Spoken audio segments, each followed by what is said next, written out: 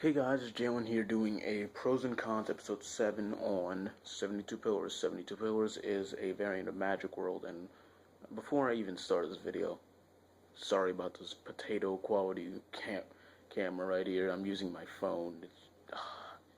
It's honestly something I'm not glad doing, but I want to bring you guys some content, and I promise to do the pros and cons. Like I said, thank you all for your support, and I'm so glad the video did so well. Uh, I just I guess I just didn't do well at explaining the first time. Anyway, you can watch the how to request video anyway. Either way, this is pros and cons episode 7. 72 Pillars won by a slight little vote over Armor Knights. Armor Knights, you could be next if everyone votes for it. Remember, you have to vote if I didn't do it. If I didn't do the deck, vote for it. Either way, let's get on to what's at hand here. 72 Pillars. 72 Pillars is a variant of Magic World, the other one outside of Wizards, where you have monsters that pretty much have pretty okay abilities, and they work together with a size 1 rush and blah blah blah. Let me get on to the pros and cons in the first place. Alright, for the pros, we've got a really good boss monster known as Great Duke Astaroth. Great Duke Astaroth is a size 2, 525 stats, and he has a call cost of pay 3 gauge, and you put 2 cards in his soul from your hand into his soul. And the 2 cards have to be 72 Pillars, by the way, sorry. And he has Soul Guard, double attack, and his ability, I don't know if it has a specific name, but all Magic World spells you use, their cast cost is reduced by 1 gauge. So, Nice One becomes free, Chillax becomes free, so lots of good cards that would usually cost you a minimal gauge will be free. So getting a free draw 2 off Nice One while he's out is absolutely great. So you can get back the 2 cards you probably put in his soul just with that single one Nice One. Astaroth has a really great double attack and Soul Guard. Soul Guard giving it so much defense. Even though it only has 5,000, just having double Soul Guard just allows this card to be a really big wall for your opponent. Most of the time, of course, you're going to be smart and throw this guy in the center. Since he's a size 2, unlike most boss monsters, you can throw out a size 1 with him, which is absolutely great.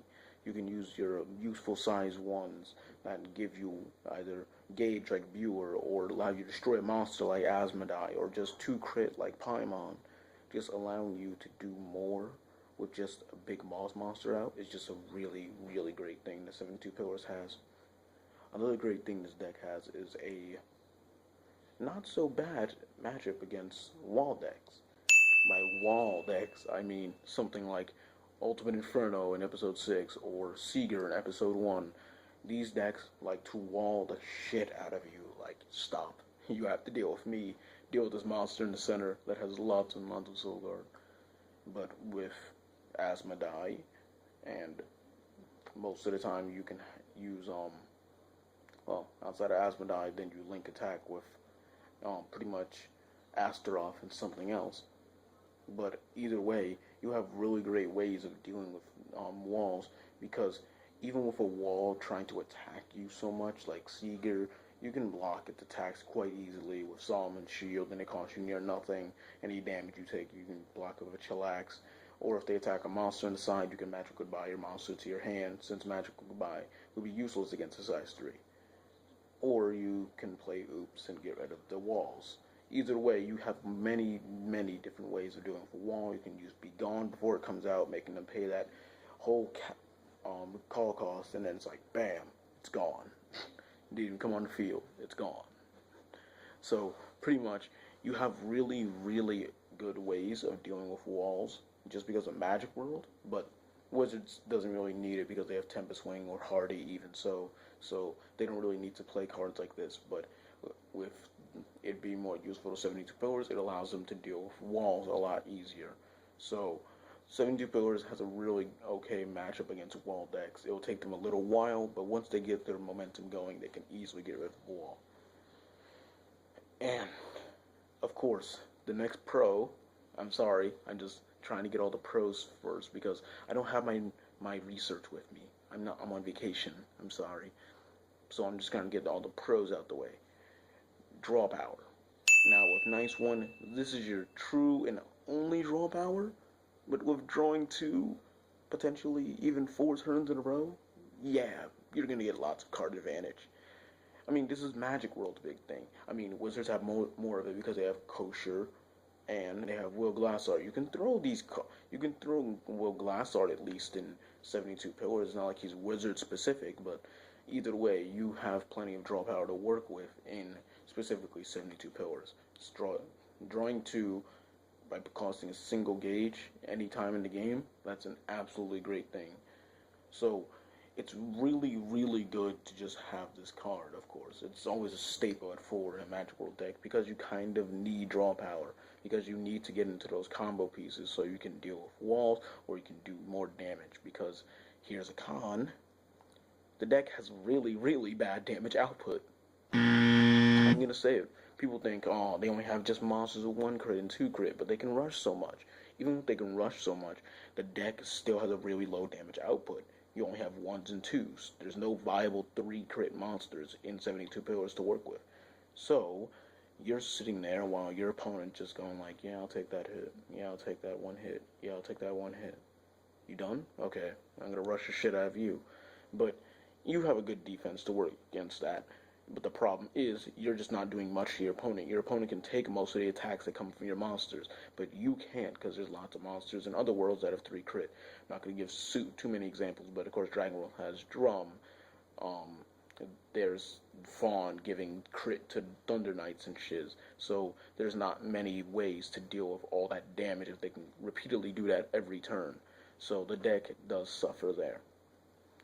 But the deck has a really, really good monster, I can say, monster removal. The only ways to really remove monsters off the field are either using Asmodee's Effect or Magical Goodbye, but even though these are cards that can basically only be 8 cards in your deck at most, these cards are so easily able, you have so much easy access to them. I mean, literally, as a 72 pillar, if it ends up in the grave and you have 2, then you can get back 2 Asmodees with Devil Advantage. And Magical Goodbye, if you play 4 of it, because it's probably maybe optimal at 4 for you, even 3 works fine, you can just use this Magical Goodbye to stop combo plays. Say you're going against Dungeon Enemy, you go Magical Goodbye when they enter the battle phase. So you can stop their link attacks before they start them so they don't get their effects. Because you have to stop a card that has link attack effect before they start the link attack. So you have to do it during the battle phase before they start the attack. So pretty much you stop their play and you get to deal with now the rest of the attacks that are in the turn, because they're probably not going to do anything because they relied on the link, especially if they brought out a card like Tsuku. So pretty much you can deal with lots and lots of decks even if they do have a good matchup against you, because most of the time most decks are 1s and 2s or 0s or whatever the hell you care about in terms of size. So pretty much Magic Goodbye takes care of it, and if it stays on field then you have Asmodee to deal with it later.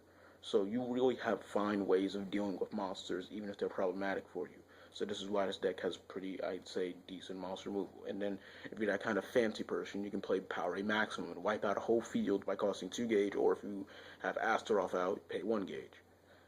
Alright, so that's a really great thing about this deck.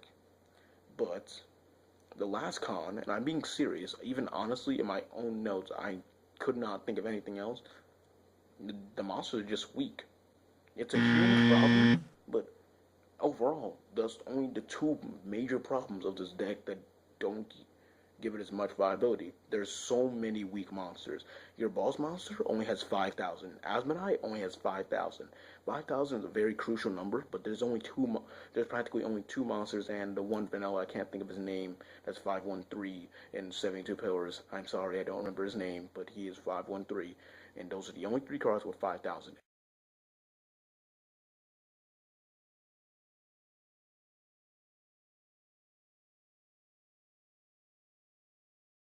You're really, really weak in terms of attack.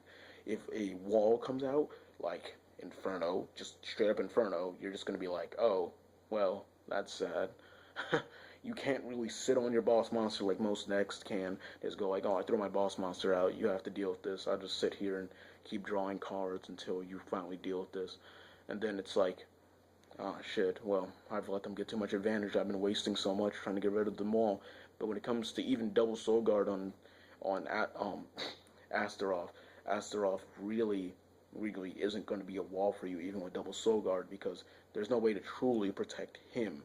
The only way to save him in the center is Psalm and Shield, and you probably only play 4 of that. And how are you going to see that often? Unless you play Mary Sue, you can't search out a spell. So, and Mary Sue costs you 2 gauge, so you kind of need the gauge for your boss monster. So it's kind of hard for this deck to keep up a defense at the same time, but I don't really want to call that another con, because that's only due to their weak monsters, because Magic World in general has weak stats. So that's why I feel that weak monsters are the deck's biggest taboo, which is why this deck isn't played as much, but it's still a very viable deck. Another great thing about the deck, spells. It's Magic World. The spells are great. The great spells are great. isn't alliteration. Great spells are great.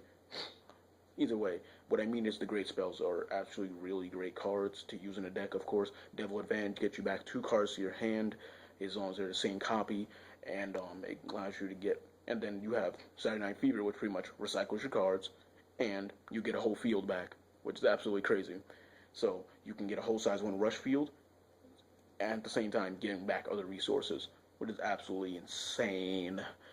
But the deck still has those 2 little flaws. Even though there's 2 little flaws in this deck, it still has those problems really hold back the deck from being at its true potential.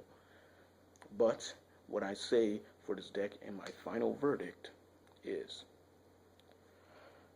really, really good deck. Honestly, 72 Pillars has a lot of things that other decks don't have.